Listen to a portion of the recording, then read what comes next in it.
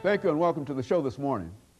The topic this morning is the National Association for the Advancement of Colored People, the NAACP, at the 21st century. And of course, we have with us to talk about the NAACP in the 21st century, the president of the national branch of the NAACP, Reverend Vernon Dixon.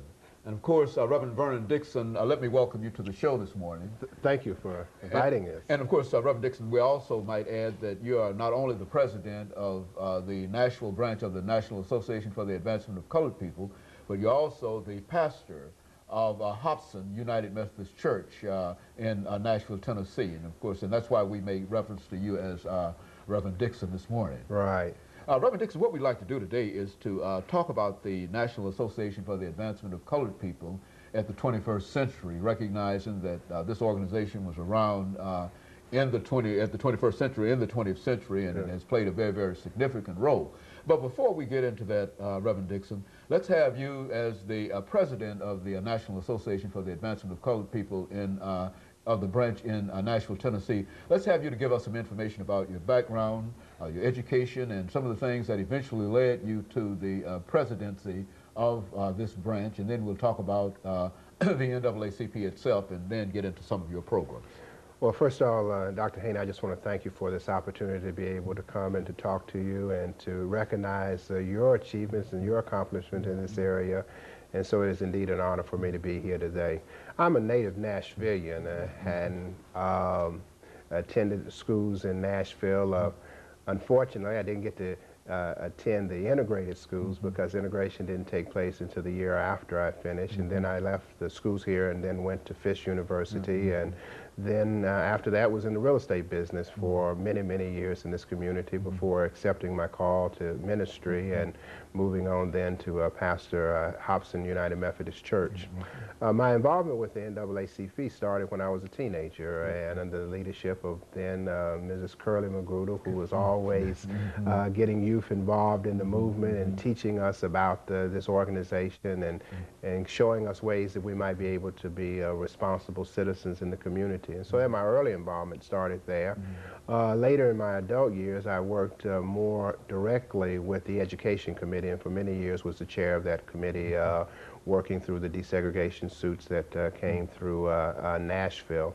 And then ultimately, last year, some people came to me and said that they thought that I might be able to offer the kind of leadership from the role of the presidency, and so I sought that last year, and I am very thankful that the members of the branch came out in such a strong number and to support it, my running for the office and ultimately in voting for me for that office. So that's my involvement in how I've come.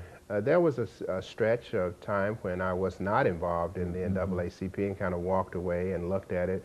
But I began to realize that if we are going to make Nashville the kind of community that we really want it to be, we have to be involved in the NAACP.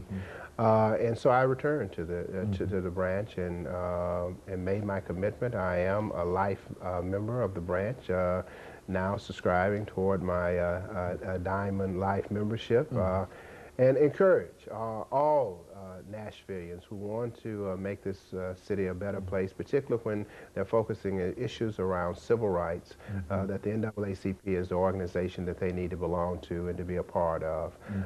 We welcome anybody who is interested in making Nashville a better place to come and to join with us. You know, when you talked about what we're going to do for the 21st century, it's important also to remember what we've done, to remember what brought the organization into existence back in 1910. It is a national organization. We have branches throughout all of the 50 states, and particularly on college campuses are where we are very active, and where I think the movement is carrying us in the 21st century is that we've got to find a way to educate our young people about the struggles that are there and what has done and what others have done in order to make the advantages for them that they now benefit from.